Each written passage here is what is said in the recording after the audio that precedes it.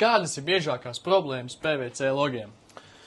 Tā, mūsu pieredze rāda, kas attiecās uz plasmas slogiem, ka principā tās biežākās, izplatītākās problēmas, es teiktu, ir kādas 4.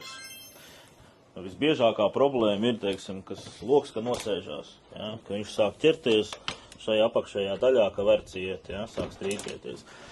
Tā ir viena no izplatītākām problēmām. Otra laika gaitā, es teiktu, kad sāk pūst par šo blīvgumiem, ja, kas nolietojās, kā mūsu pieredze rāda apmēram tie 15 gadi, 15 gadiem, ka gumijas jau būtu jāmaina. Ja. Tā ir otra lieta.